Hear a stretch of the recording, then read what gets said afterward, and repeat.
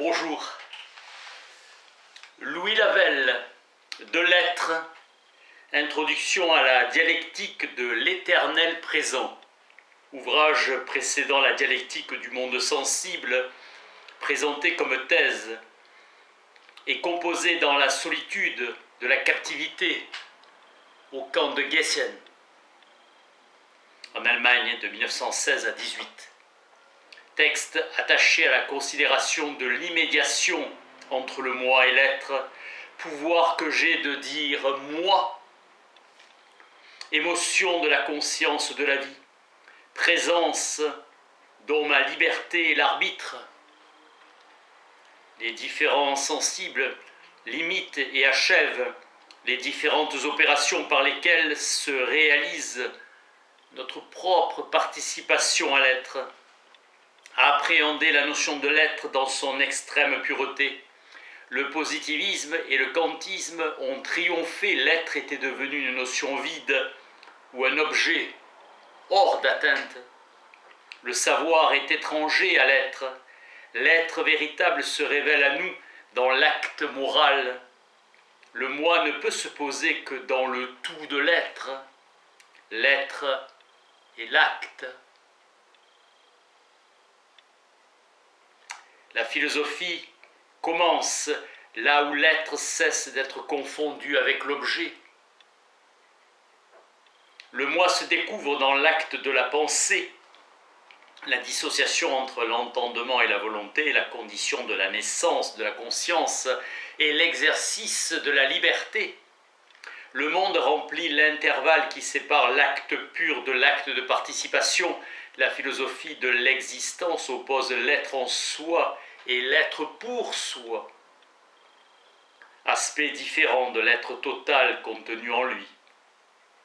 Primauté de l'existence par rapport à l'essence. Avec Protagoras, l'homme est la mesure de toute chose, mesure qu'il se donne, qui est sa propre mesure. Avec Platon ou Descartes, Dieu est la mesure de toute chose, Dieu qui a la vérité et le bien au-dessus. L'homme se dépasse vers l'avenir, puissance à laquelle nous participons et qui nous ouvre sans cesse un nouvel avenir. Philosophie de l'existence. Le néant n'est rien de plus qu'une négation qui suppose l'être pour le nier, primauté de l'être par rapport au moi. L'union des esprits est acte et effet, par lesquels s'exprime et se réalise l'unité de l'être pur. L'identification de l'être et de l'acte définit notre être propre par la liberté. Notre être est une pièce d'un ensemble plus vaste qui n'obéit pas à notre volonté. L'être contient tout, le réel et l'apparence. Le possible est l'un des aspects de l'être. Le temps est intérieur à l'être. Le présent contient l'être. L'avenir exprime la possibilité pour l'être fini de participer à l'acte immuable de la création. L'instant, transition temporelle, pour nous donner le moyen de pénétrer dans un présent éternel. L'univocité de l'être est fondée sur l'identité de cette notion avec celle de complétude, d'achèvement ou de perfection. L'être est toujours le même, bien que ses formes soient toujours différentes. Il n'y a pas de degré de l'être.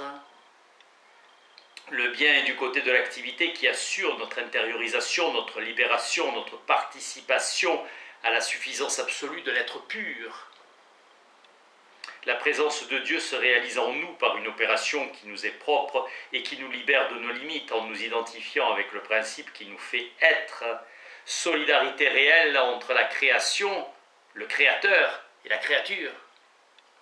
L'être est un et infini à la fois, c'est en s'éloignant le plus du sensible que la science a les plus grandes prétentions à l'objectivité. Du concept à l'essence, c'est-à-dire à l'idée, le sensible traduit l'impuissance du concept, la fécondité de l'idée qui épanouit et multiplie. Le sensible exprime la totalité de l'être sous une forme passive. Si notre esprit était capable de se hausser jusqu'à l'acte pur, il saurait renfermer dans une unité intemporelle la richesse infinie du réel. Le réel ne s'offrirait jamais à lui sous la forme d'une donnée sensible. La relation est la condition à tout jugement. Le concept est une solidification du jugement. Le jugement d'inhérence exprime la fonction analytique de toute pensée finie. Le jugement d'inhérence est un jugement de relation indéterminée. La succession est la condition de toute analyse et la succession ne reçoit aucune détermination. Pour énoncer la compréhension de l'être, il faut nécessairement en faire le sujet d'une infinité de qualités. La copule du jugement d'inhérence n'exprime qu'une limitation du jugement universel.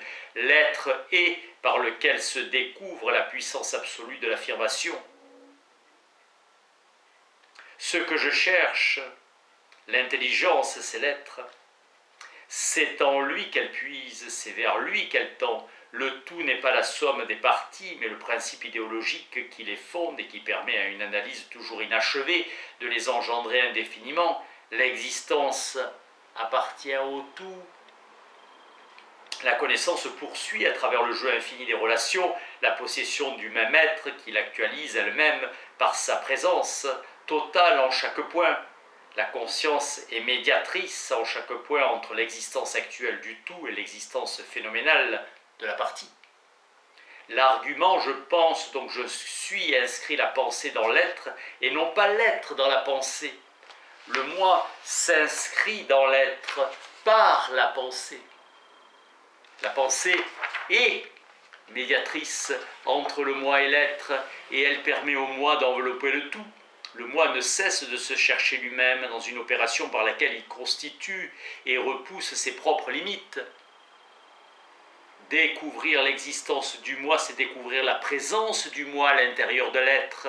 Le moi est l'auteur de l'expérience dans laquelle il se donne à lui-même un corps. Le moi opère une dissociation entre l'acte de la pensée et l'objet de la pensée qu'il cherche à faire coïncider, mais qui se dépassent l'un l'autre indéfiniment. Sans le corps, l'acte de la pensée universelle ne pourrait pas recevoir de limitation. L'idée de l'être est la seule adéquate, donc véritable terme premier. L'idée de l'être abolit l'opposition entre l'abstrait et le concret, entre le virtuel et l'actuel, entre l'intériorité et l'extériorité, entre l'idéalisme et le réalisme.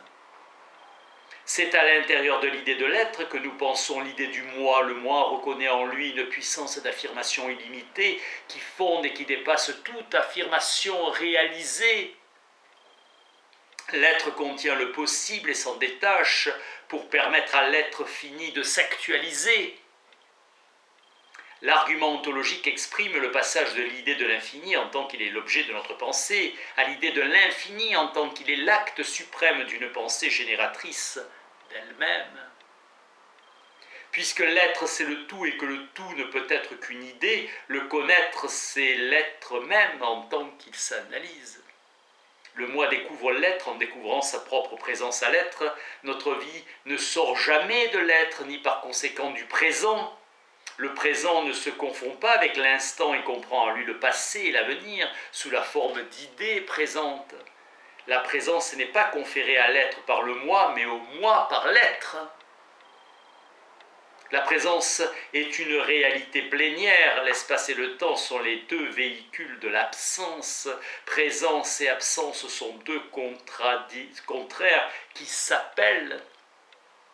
Le temps est le lieu même où se déploie toute subjectivité. L'absence est toujours subjective et corrélative de la constitution de notre conscience dans le temps. La présence est un caractère inséparable de l'être. Le temps nous affranchit par le mouvement de la servitude du lieu. La mort crée une absence corporelle. Le temps est nécessaire à la transformation de notre être possible en un être accompli qui coïncide dans l'éternité. L'être est univoque, partout où il se présente, il est présent tout entier. L'acte, c'est l'être considéré dans son intériorité, dans son en soi, en tant qu'il se donne l'être à lui-même. L'être ne peut être qu'intérieur à lui-même. Être acte est plus juste que l'acte d'être. Ainsi apparaît pour nous le monde remplissant comme donnée actuelle et toujours changeante l'intervalle infini qui sépare de l'absolu de l'acte pur, l'acte de participation. L'infinité où nous vivons L'infinité de modes de participation par un effet de notre liberté nous permet de choisir dans ce monde même où nous vivons. Sensible, spirituel, égoïste, altruiste, passionné, raisonnable. Ces perspectives peuvent être ordonnées hiérarchiquement selon leur degré d'étendue ou de profondeur, c'est-à-dire de valeur. Merci.